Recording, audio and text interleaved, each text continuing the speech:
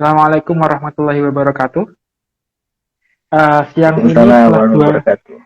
setelah 2 minggu kita absen ya gara-gara apa kolaborator kita ini ibu ikut international conference membahas tentang Salafi yang merespon pandemi sebagai bentuk ekspresi politik. Oke, nggak apa-apa. Kita akhirnya di minggu keempat ini ketemu lagi. Kita siang ini akan ngobrol kecil ya, simple talk tentang apa kontestasi antara fans sepak bola dan fans eh, Korea, baik di K-pop ataupun K-drama ya. Jadi eh, ini mewakili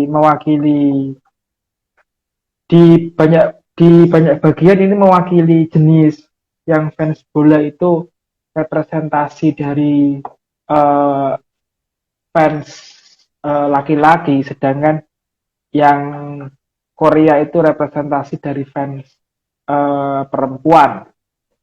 Beberapa kali ini menjadi diskusi cukup intens di beberapa warung kopi di Jogja ya, bahwa sebenarnya antara mereka yang penyuka Korea itu sama dengan penyuka sepak bola gitu. Cewek-cewek itu nggak ada yang mau, kalian kok buta sih suka Korea, padahal di waktu yang sama yang cowok juga buta suka sepak bola. Nah, bagaimana itu, San? Ini kamu dukung yang mana ini, atau nggak mendukung, atau bagaimana? Ya, sebagaimana disebut tadi bahwa fans sepak bola itu rata-rata laki-laki. Jadi dengan Ya, basis itu saya pengen jadi laki-laki gitu. oke. Oke, Ya, oke, oke. intermezzo. Jadi dulu tuh pernah ya, karena aku tuh nanya apa sih yang disukai atau aspek apa yang menarik dari K-pop ya. Ya ini sebenarnya soal selera aja sih. Yang semua orang bebas lah. Kau mau menyukai hal apapun itu kan itu kembali ke individu masing-masing. Aku cuman sekedar punya pikiran aja soal soal hal ini ya, sebagai fan sepak bola. Saya punya pembelaan alias menyuguhkan alasan kenapa sepak bola itu layak untuk disukai ketimbang Oke, K-pop. oke, ketimbang. Ini bukan persoalan salah dan benar, ini hanya persoalan selera aja. Nah, eh, aku pernah menanyakan itu ke salah satu teman kita ya, bahwa apa sih yang disukai dari K-drama atau K-pop. Nah, pas aku nanya gitu, teman kita ini malah nanya balik lah, apa sih yang disukai dari sepak bola itu, orang cuman rebutan bola aja mbok ya tak beliin satu-satu gitu kan, bahasanya kayak gitu. Nah, aku punya konsepsi bahwa apa yang disukai dari kedua hal ini adalah karena aspek keindahan ya. Manusia itu kan cenderung menyukai hal-hal yang indah. Nah, ada dua keindahan dari kita sebut saja sebagai seni kan. Seni itu sebuah karya yang yang itu menjadikan kita sorry, yang itu sesuatu yang indah yang kita menyukai. Nah, karena itu adalah sesuatu yang kita sukai, itu dapat dikategorikan menjadi dua hal. Aku pikir ya. Pertama, itu adalah sesuatu yang objektif dan itu adalah sesuatu yang subjektif.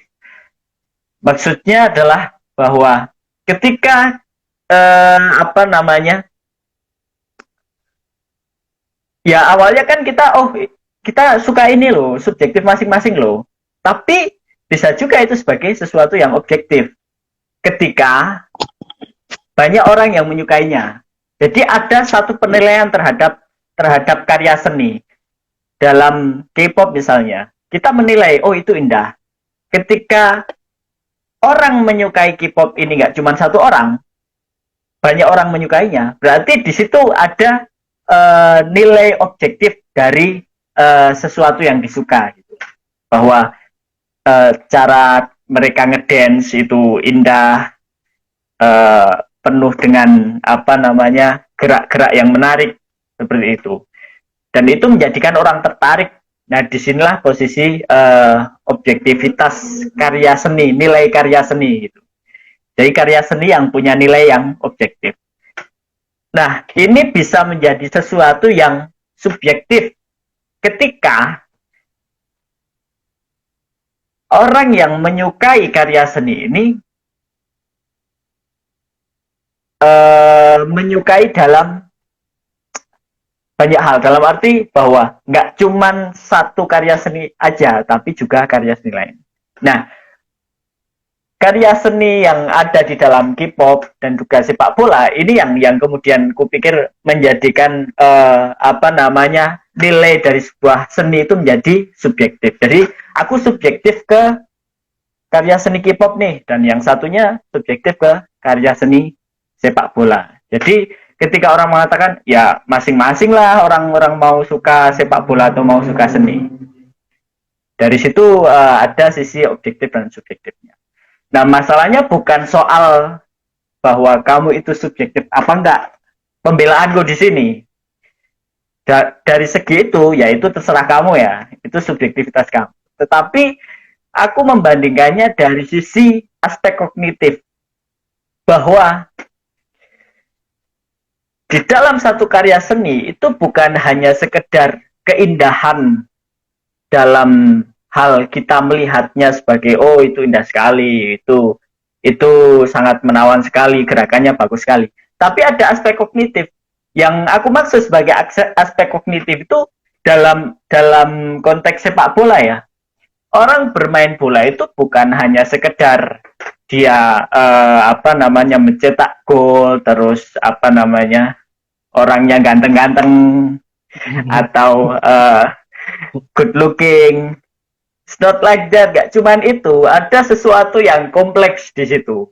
Bagaimana misalnya timnas Indonesia yang selalu dipandang rendah, nggak maju oleh sebagian orang karena nggak menang-menang, kalah terus, gantian gitu kan. Nah, di situ kan, ya, bukan karena dalam aspek sepak bola, dalam hal sepak bola ada banyak aspek yang kupikir itu melibatkan sisi kognitif, dalam arti bahwa gimana caranya memenangkan sebuah pertandingan. Itu hal yang nggak sederhana ya. Memilih pemain, bagaimana pemain yang punya kualitas, dia bisa berlari cepat, dia yang bisa apa namanya membaca situasi di lapangan, kapan dia harus mengumpan, kapan dia harus mengontrol bola, kapan dia harus bergerak, kapan dia harus mencari posisi yang pas. Itu kan butuh kualitas intelijensi juga ya, bukan sekedar dia hanya bermain di lapangan. Artinya kita katakanlah ada semacam strategi bagaimana memenangkan sebuah pertandingan, dan itu banyak aspek yang bisa apa namanya digali, dikembangkan dan berperan di dalam memenangkan sebuah pertandingan. Bagaimana seseorang itu layak untuk jadi pemain bola, bagaimana dia itu apa namanya tepat untuk diposisikan sebagai penyerang atau sebagai pemain belakang.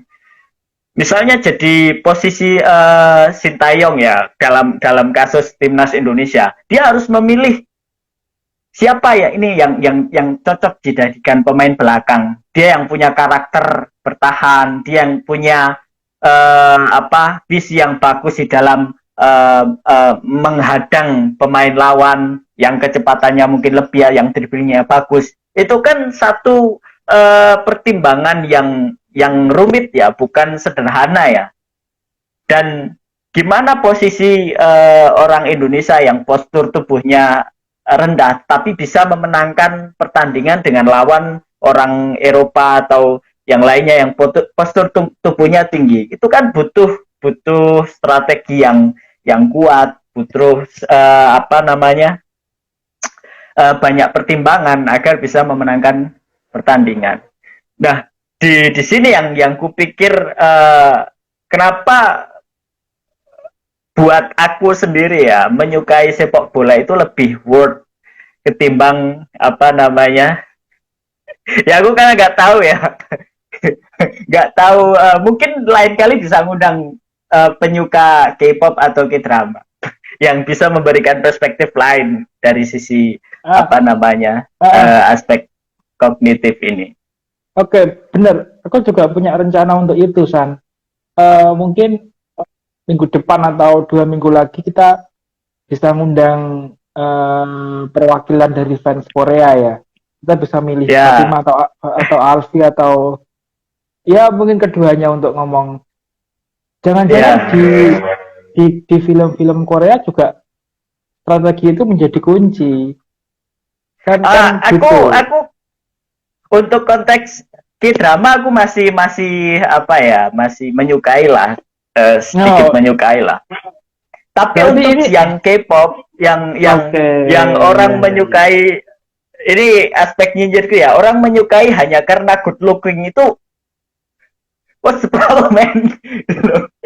Kenapa aspek yang disukai itu hanya karena dia cantik, dia ganteng, dia putih, dia apa namanya, ya aspek-aspek semacam itulah. Kenapa hanya sesimpel itu? Ada nggak yang lebih lebih challenging seperti misalnya bahwa gerakan dance-nya itu sulit ya, nggak semua orang bisa. Mungkin itu lebih lebih masuk akal lah yang kayak gitu. Ketimbang sekedar, karena aku pernah nanya apa yang kamu sukai dari salah satu band misal BTS K-pop gitu. Ya karena orangnya ganteng. Aku langsung kenapa sih? Kenapa sih? Ya itu aspek aspek nyinyirku aja, sisi nyinyirku aja. Lagi-lagi ketika ngomong soal subjektivitas ya itu terserah dia. Tapi ada nggak sih yang alasan yang mungkin lebih Bisa buatku bisa bisa diterima secara bisa diterima. uh, bisa Oke, diterima oke. secara Eh, Berarti di sini yang menjadi persoalan bukan dari aspek subjektivitas ya. Oke, ya selera itu subjektif ya, seperti yang sering ya bukan sering, seperti yang pernah ditegaskan Gadamer bahwa taste atau selera itu kita nggak bisa menjudge gitu kan. Tapi rupanya selera juga punya aspek objektif. Nah, yang menjadi hmm, persoalan adalah aspek objektif itu. Oke. ya Dan ya di sini yang menjadi kritik utamamu itu K-pop, bukan K-drama. ya K-popnya. Oke, kalau K-drama Terutama semakin ke sini, alasan, ya untuk drama-drama yang misalnya memperlihatkan kompleksitas kehidupan manusia itu kan juga cukup bagus ya, bahwa kita nantinya memandang bahwa oh hidup itu nggak sesimpel itu loh. Ya dari sisi itu mungkin mungkin lebih bagus ya. Meskipun ada juga drama yang cuma sekedar menampilkan muda-mudi saling jatuh cinta yang kayak gitu, itu yang nggak terlalu ini sih. Ada juga drama yang lain maksudku. Nah, kalau untuk K-pop, aku tuh nggak menemukan alasan apa kenapa menyukai, kenapa sampai hanya karena satu produk makanan dengan merek apa namanya BTS orang mau mengantri, itu kan menurutku nggak masuk akal sih. Ngefans boleh lah ya, tapi jangan segitunya gitu loh. Ya sama kayak supporter bola sampai sampai bunuh supporter yang lain, itu juga nggak masuk akal gitu. Ya kita, aku sebagai seorang yang punya apa namanya cara pandang yang agak ideologis ya, ya nggak harus gitulah, sederhana aja lah gitu loh, menyukai menyukai aja lah. Terus aspek apa yang sebenarnya lebih penting ketimbang sekedar ganteng dan cantik dan lain sebagainya. Dan aku juga teringat ke apa namanya, siapa ulasannya Harari ya di bukunya Homo Deus kalau nggak salah.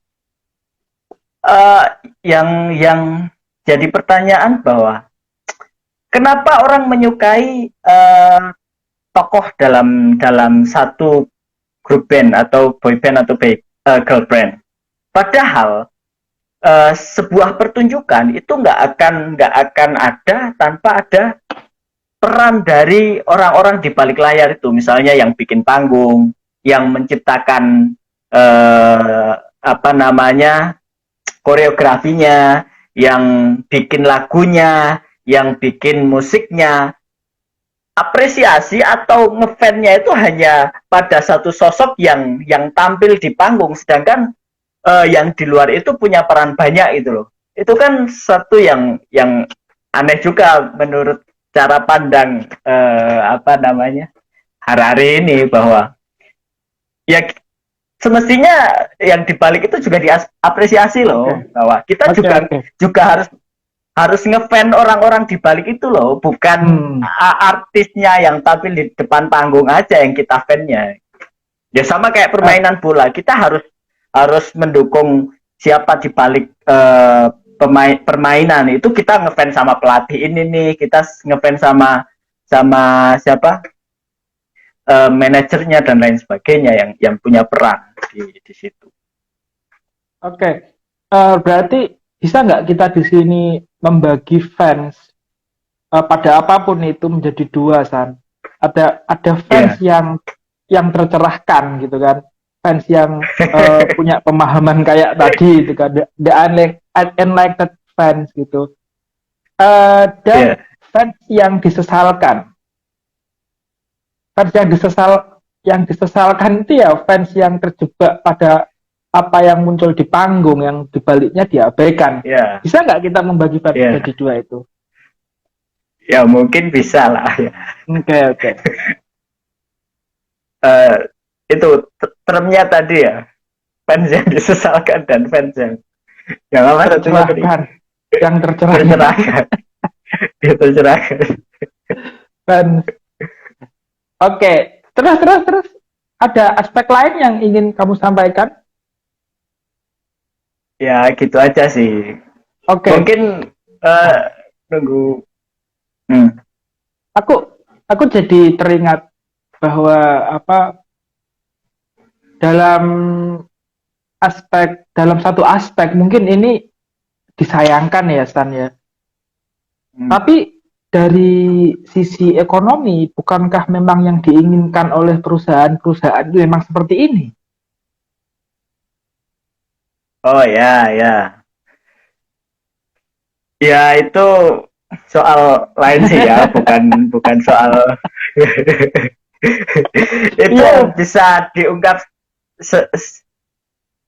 itu bisa diungkap secara lebih luas lagi, bahwa apa yang dibalik itu yang punya agenda, bahwa ini tuh penting. Nah ini nanti sebenarnya aku pengen diskusi soal ini lagi, bahwa apa namanya, aku kemarin lihat istilahnya obrolannya di YouTube itu Jan Blomait, seorang profesor dari Netherlands. Dia mendiskusikan soal Foucault dan di internet, konsep tentang panoptik, terus the benediction dan lain sebagainya. Itu penting ya, bagaimana bahwa yang kita lakukan di internet itu, misalnya upload story, bikin status dan lain sebagainya, itu semakin memperkuat orang yang ada di balik itu. Mereka yang punya power semakin punya power lagi. Itu sebenarnya menarik di situ. Cuman tentang pasar ya, tentang pasar dan para pemodal ya, tentang pasar dan elit politik, mungkin nanti ke situ diskusinya, San. Iya bisa. Itu bisa untuk kepentingan politik, bisa untuk kepentingan ekonomi juga bisa. Aku pengen nambahi. Tiba-tiba aku teringat salah satu film terbaik SpongeBob, salah satu episode terbaik dari film SpongeBob ya, tentang apa dalam satu ketika itu Plankton pengen mencari pakar marketing gitu kan untuk mengalahkan mengalahkan apa Tuan Crab, mengalahkan apa produknya itu Krabby Krabby Patty. Patty. Iya, Hmm. Plankton mencari di seluruh dunia marketer terbaik dan akhirnya dia menemukan, ketemunya siapa? Patrick gitu kan. Oh, ternyata Hmm. ada marketing terbaik namanya Patrick. Akhirnya dipanggil Patrick kan. Nah, Patrick itu dibayar banyak hanya untuk berpikir bagaimana agar camnya itu, cam cam bucket itu bisa mengalahkan Tuan Crab. Patrick berpikir keras kan, akhirnya dia melahirkan satu gagasan yang sangat cerdik dan cerdas gitu kan. Selama ini cam bucket nggak punya tagline, nggak punya moto, nggak punya apa kata-kata magis gitu kan. Akhirnya Patrick menawarkan kata magis kepada Plankton. Kata magisnya apa? Kata magisnya simpel kata Patrick. Charm is fun gitu. Charm is fun. Nah, gara-gara kata magis Patrick itu, seorang marketing terbaik dunia, akhirnya Cam Bucket bisa mengungguli Krabby Patty dalam hitungan 1 bulan, Sat. Wah, itu ngeri sekali. Nah, kemudian setelah 2 bulan berjalan, pelanggan Cam Bucket mulai turun. Akhirnya Patrick dipanggil lagi sama Plankton. Kemudian Patrick mikir lagi selama beberapa hari berpikir, kemudian menemukan gagasan baru untuk marketing. Sekarang bukan charm is farm, tapi farm is charm. Cuma dibalik. Dan ternyata ngefeknya luar biasa. Pelanggan yang awalnya lari datang kembali. Hanya dengan kembali. Farm awalnya charm is farm jadi farm is charm. Oke, akhirnya kan SpongeBob sama sama siapa? SpongeBob sama Tuan Crab dan jajarannya itu melakukan rapat internal. Ini kita nggak bisa diam dan nggak bisa melihat perusahaan kita kalah sama Plankton. Dikumpulkan semua di tempat rahasia, siapapun nggak boleh tahu kan di situ. Akhirnya mereka rapat semalaman dan menemukan satu gagasan yang ini diyakini bisa mengalahkan Plankton. Gagasannya apa? Gagasannya kita harus menculik Patrick, kan? akhirnya akhirnya Patrick diculik, kemudian disuruh berpikir lagi, padahal Patrick nggak punya otak ya. Patrick kan nggak bisa mikir, akhirnya diculik dan disuruh mikir. Dan Patrick menghasilkan satu kata kunci. Kata kuncinya adalah Krabby Patty is farm. Loh, gara-gara kata itu aja, akhirnya Tuan Crab mendapatkan kembali pelanggan. Maksudku apa? Maksudku ini sangat satir ya, bahwa pasar itu ya kayak gitu. Untuk menggiring pasar kita nggak butuh akal sehat kan gitu. Itu episode yang aku pikir sangat satir pada dunia pasar kita hari ini. Aku teringat itu gara-gara tadi kamu bilang bahwa soal apa? Soal BTS Meal. Ya coba gara-gara Ya. ada tulisan BTS langsung gila kan itu sampai antres malaman kan. Persis dengan Cam is Pam itu apa gitu? Cam is Pam dan yang berpikir Patrick kan gitu. Oke, itu tiba-tiba aku teringat itu sih.